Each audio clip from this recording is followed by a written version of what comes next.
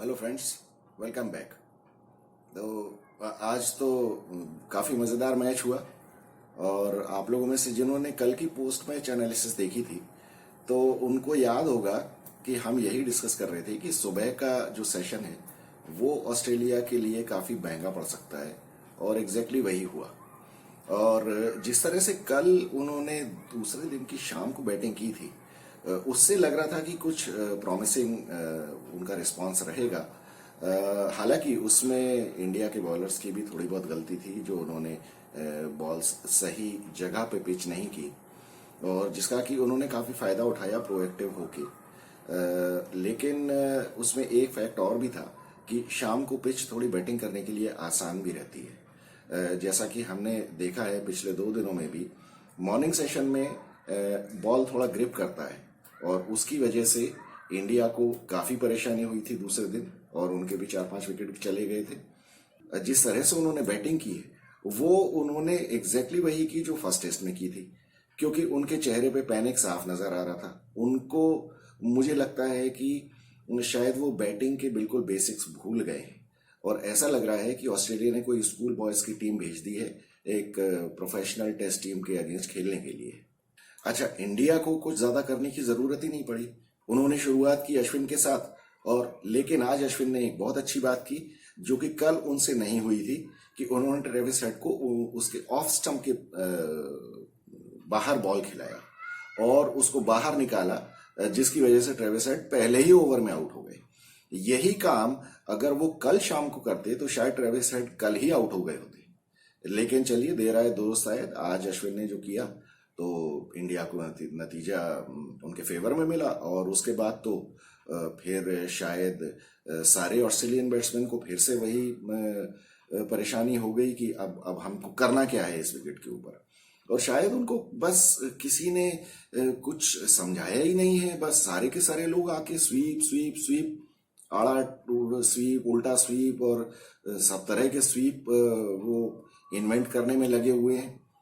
अब एक बेसिक बात है, जिसने भी थोड़ी बहुत क्रिकेट खेली है, एक क्रिकेट का जो बैट होता है वो अगर आप मान लें कि 1 मीटर उसकी लंबाई है तो सीधे बल्ले से खेलने में बॉल को कनेक्ट करने में ज्यादा प्रोबेबिलिटी है या आड़े बल्ले से खेलने में जिसकी चौड़ाई सिर्फ 5 या 6 इंच होती है। तो अगर आप स्वीप करने की कोशिश कर रहे हैं तो इसका मतलब यह है कि आप अपने आप को चांस दे रहे हैं कि सिर्फ 6 इंच का बल्ला आपकी बॉल को रोकने के लिए आप यूज कर रहे हैं। और अगर आप सीधे बल्ले से खेलते हैं तो आप 1 मीटर की लेंथ उसको यूज करते हैं जिसमें कि बॉल को रोकने की प्रोबेबिलिटी ज्यादा है। अब ये बेसिक कॉमन सेंस अगर कोई भूल जाए तो इसका क्या हो सकता है? मतलब आप ही बताइए कि ये कहाँ का सेंस है कि आप एक पतली छड़ी से अगर क्रिकेट खेलने की कोशिश करें तो क्या होगा? पूरे बल्ले का इस्तेमाल तो करें। अब ऑस्ट्रेलिया के क्रिकेटर्स, जो पुराने क्रिकेटर्स हैं, इयान चैपल जैसे लोग, मैंने एक इंटरव्यू में सुना इयान चैपल कह रहे थे कि Australia have to be proactive. अब एक्चुअली प्रोएक्टिव वर्ड जो है ना उसका इतना ज्यादा ओवर यूज होने लगा है आजकल। प्रोएक्टिव तो ठीक है, एक वर्ड है, लेकिन प्रोएक्टिव होना कैसे है ये भी तो फॉर्मर क्रिकेटर्स को बताना चाहिए ना। सीधी सी बात है, आप down the line straight bat के साथ खेलिए ना, उसके बाद जो होता है तो वो हो जाएगा, वो कोई प्रॉब्लम नहीं है। बॉल नीचे रहता है, ऊपर रहता है, वो तो सब आप प्रिडिक्ट करके नहीं खेल सकते कभी भी। कोई भी बैट्समैन अगर ये गलती करता है कि मैं पिच में अगर बॉल ऊपर नीचे हो रहा है तो मैं उसके हिसाब से खेलने जाऊंगा, तो वो कभी भी सक्सेसफुल नहीं हो सकता। क्योंकि देखिए, हर बॉल नीचे नहीं रहती है, हर बॉल ऊपर नहीं आती है। तो आपको तो according to the merit of the ball खेलने की कोशिश करना चाहिए। उसके बाद अगर कोई बॉल जरूरत से ज्यादा नीचे या जरूरत से ज्यादा ऊपर चली जाती है तो वो आपकी बदकिस्मती है, उसमें कोई कुछ नहीं कर सकता। तो मुझे तो बहुत ही ज्यादा हैरत हुई जिस तरह से ऑस्ट्रेलियंस आए और वो 6 बैट्समैन स्वीप करते हुए आउट हो गए। एलेक्स कैरी तो बिल्कुल जैसा पहले टेस्ट की पहली पारी में आउट हुआ था, बिल्कुल एग्जैक्टली वैसा ही बोल्ड हो गया। और जडेजा का काम कुछ भी नहीं है। जडेजा का काम है सिर्फ तेज बॉल विकेट के ऊपर डालना, उसके बाद वो विकेट के ऊपर भरोसा करता है। अब पिच में जो कुछ भी वेरिएशन है, नेचुरल वेरिएशन है या जो भी हो रहा है, वो अपने आप होता है। सीधे विकेट पे बॉल डालना है, अगर मिस हो गई तो पैड में लगना ही है, और पैड में लगना है तो एलबीडब्ल्यू होना ही है। इस विकेट के ऊपर आपके लिए सर्वाइवल का सबसे अच्छा चांस तभी है जब आप स्ट्रेट बैट से खेलें। आपको अगर बिल्कुल समझ में नहीं आ रहा है तो ठीक है, आप थोड़ा स्टेप आउट करके खेल सकते हैं। लेकिन अब लेबुशेन ने एग्जैक्टली वही किया जो रोहित शर्मा ने गलती की थी। रोहित शर्मा भी पहली पारी में पीछे घुस के चले गए और बोल्ड हो गए, लेबुशेन एग्जैक्टली वैसे ही आउट हुए। और स्टीव स्मिथ को पता नहीं क्या हो गया है, उनका तो अपना कॉन्फिडेंस बैटिंग से पूरा ही चला गया लगता है। उन्होंने भी स्वीप मारने की कोशिश की। मतलब मुझे बिल्कुल उम्मीद नहीं थी कि स्टीव स्मिथ ऐसा काम करेंगे। खैर, अब उसके बाद तो फिर जब एक सेशन में आप 50 रन के ऊपर 9 विकेट दे देंगे तो फिर आप टेस्ट मैच में बने रहने का तो भूल जाइए। बिल्कुल जीतना तो बहुत ही दूर की बात है। ये यहाँ तो जबकि अगर आप सीधे बल्ले से खेलने की कोशिश करते तो शायद कुछ स्कोर बना भी लेते, लेकिन यहाँ तो जिस तरह का पैनिक क्रिएट हो गया और सारे बैट्समैन बिल्कुल ही आउट ऑफ माइंड होके खेलने में जो जुट गए, तो नतीजा आपके सामने है। 52 रन के ऊपर एक सेशन में 9 विकेट गिर गए। और एक टाइम पे तो ऑस्ट्रेलिया का इतना अच्छा स्कोर था। देखिए, प्रैक्टिकली उन्होंने मॉर्निंग में जो शुरू किया वो 62 फॉर 1 से शुरू किया, और फिर उसके बाद एक टाइम 86 फॉर 2 उनका स्कोर था। लेकिन वहां से जाके 97 फॉर 5 और 114 पे तो ऑल आउट ही हो गए। तो मतलब आप ये बताइए कि प्रैक्टिकली उन्होंने 28 रन के ऊपर 6 विकेट लूज कर दिए, 8 विकेट लूज कर दिए अपने। मतलब ऐसे अगर कोई टीम बैटिंग करेगी तो उसके बारे में क्या कहा जाए। मैं ऑस्ट्रेलिया जिस तरह से बैटिंग कर रही है इस सीरीज में, मेरे लिए तो वो बहुत बड़ा आश्चर्य का सब्जेक्ट है कि ऐसा क्या हो गया है। वो बिल्कुल बैटिंग टेक्निक्स भूल गए हैं अपनी, या सबसे बड़ी चीज मुझे जो लगती है, उनको अपने डिफेंस के ऊपर बिल्कुल भी कॉन्फिडेंस नहीं है। और टेस्ट मैचेस में अगर किसी को अपने डिफेंस के ऊपर कॉन्फिडेंस नहीं है, फिर तो उसका सर्वाइवल बहुत ही ज्यादा मुश्किल है। और वो फिर इंडिया जैसी कंट्री में आके और इंडिया के वर्ल्ड क्लास टॉप स्पिनर्स के सामने उनका टेक पाना तो बहुत मुश्किल है। अगर आपको एक बात मैं आपसे कहता हूं, जिसने जरा भी थोड़ी ढंग के लेवल की क्रिकेट खेली है, तो आप लोगों में से बहुत सारे लोगों ने खेली होगी, आप बैट्समैन के बॉडी लैंग्वेज देख के बता सकते हैं कि वो उसको कितना कॉन्फिडेंस है।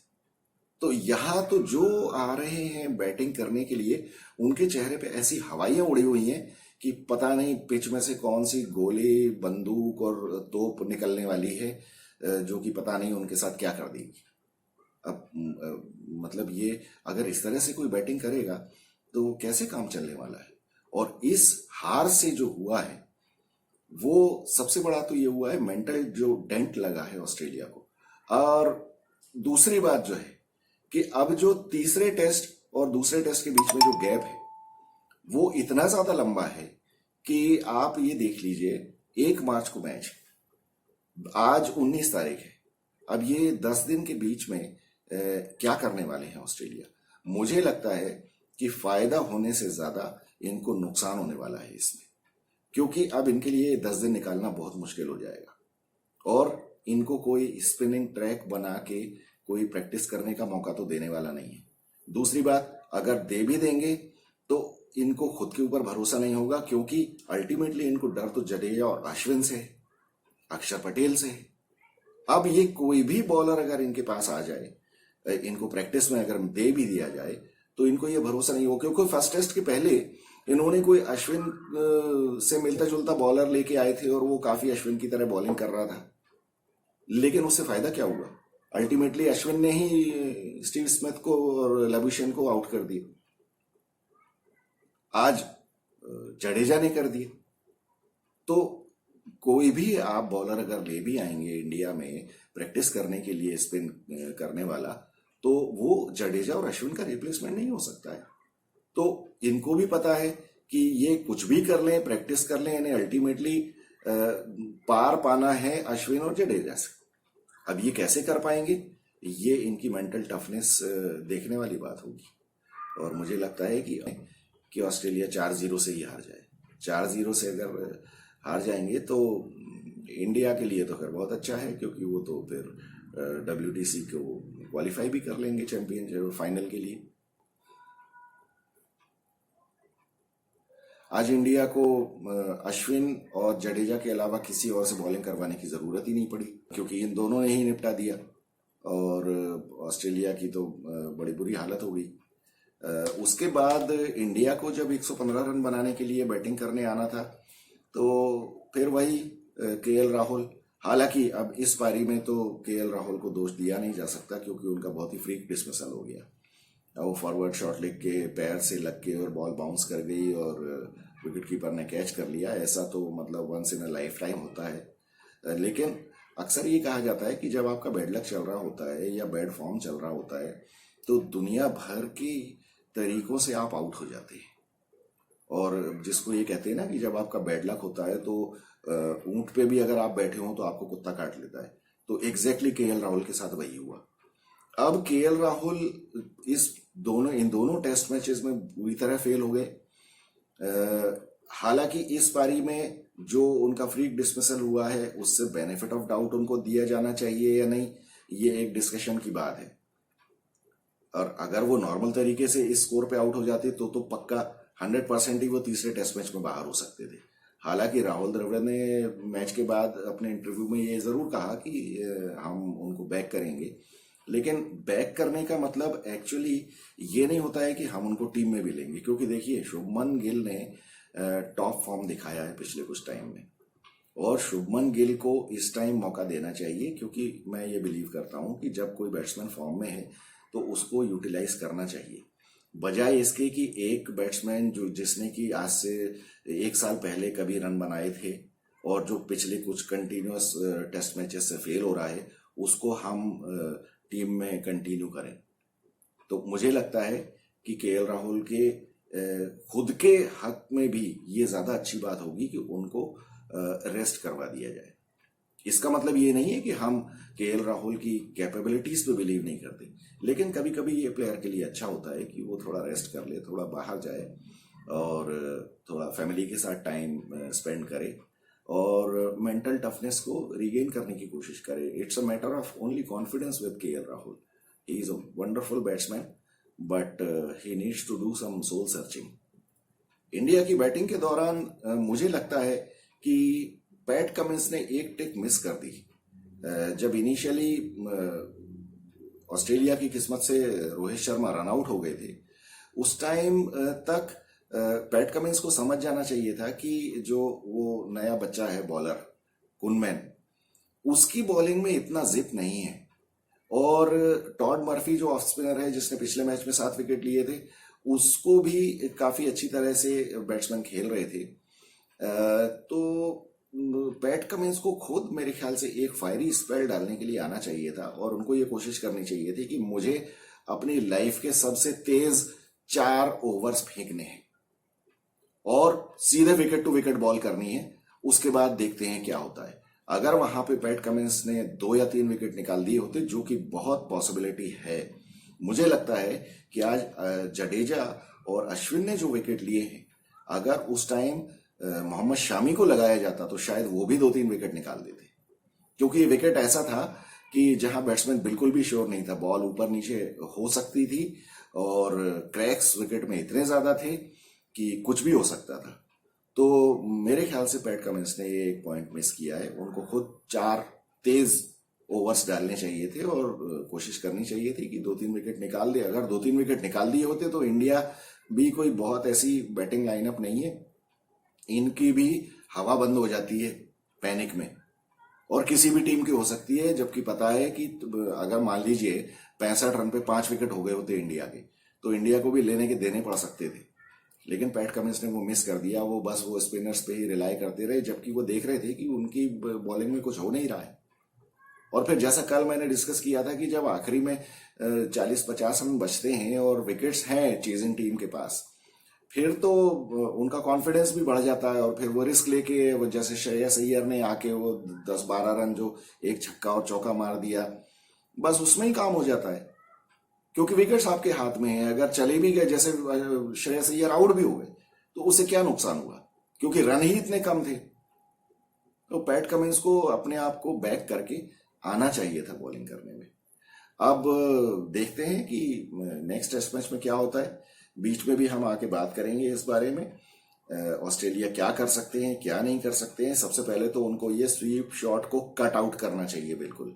ये स्वीप शॉट इनको नहीं बचा सकता है। एक्चुअली इनके साथ गलती ये हुई कि पहली पारी में जो उस्मान ख्वाजा ने ढेर सारे स्वीप शॉट्स मारे और वो कनेक्ट होते चले गए, इसकी वजह से उनको लगा कि ये स्वीप शॉट खेल खेल के ही हम बच सकते हैं। लेकिन sweep shot is not a percentage shot. उसमें आपके आउट होने के चांसेस ज्यादा हैं, हर हालत में ज्यादा है।